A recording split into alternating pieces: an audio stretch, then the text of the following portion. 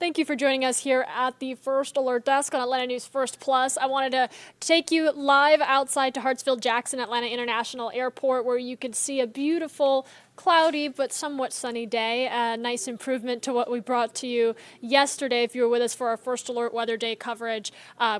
First Alert meteorologist Cutter Martin and I taking you through some of those storms that we saw move from upper North Georgia through metro Atlanta and the damage it left behind. And I want to talk about a specific county that National Weather Service officials are now at, surveying some of this damage and determining whether and what type of tornado ended up touching the ground as the community recovered. That continues into today. We should have an update for you here at some time today, officials saying before the end of day, as crews continue to clean up trees and power lines that came down as that storm moved through.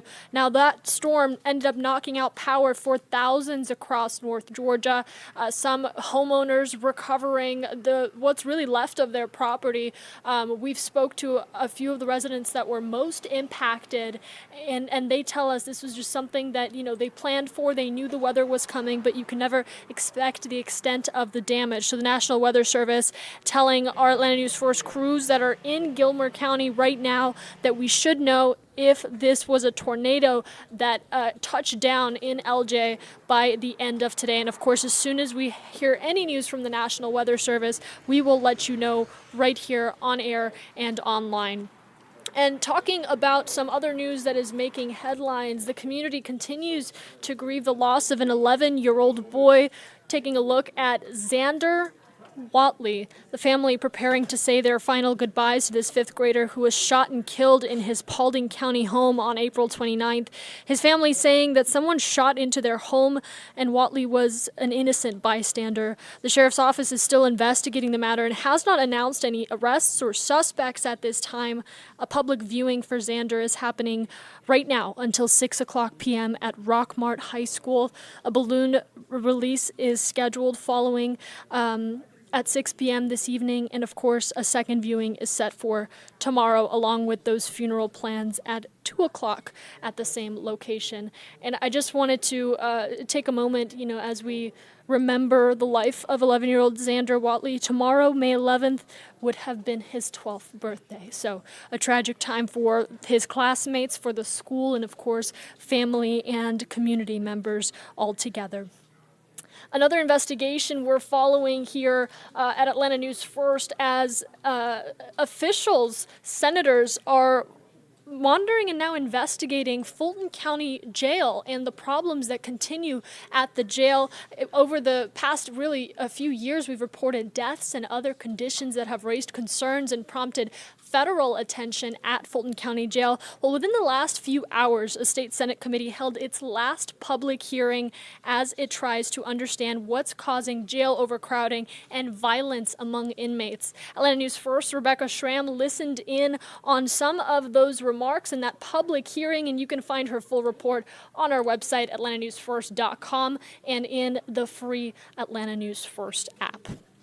Well, it is Friday, so why don't we talk about some good news? A peach season is almost here. Fantastic news for farmers who are getting ready for quite an exciting time. We are called the Peach State, for an exciting reason. Atlanta News First reporter Sawyer Bussey, well, she went to Jaymore Farms, where they're already starting to pick peaches and getting ready for what's to come in the next 3 weeks.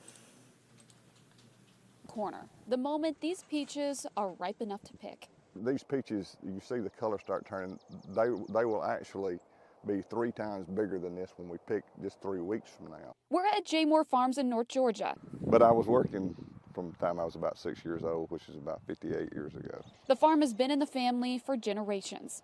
The history of it is unreal when you can go back to your great-grandfather who I knew. One peach tree can grow thousands of peaches. This year, the trees had to be thinned out. Here we hadn't had a whole lot of pick your own out here in the last few years because we've been so short on crops, but this year is the biggest crop that I've ever seen. The farm has also done strawberry picking for years. We've got great weather on these berries. I haven't been running irrigation this morning, changing from one section to the other, and I eat berries all day long every day. and I'm pretty bad about picking the biggest berry I can find, and they're just fantastic. I eat too many, really, but The fruits on this farm have been harvested and grown for generations. They are symbols of warmer days to come.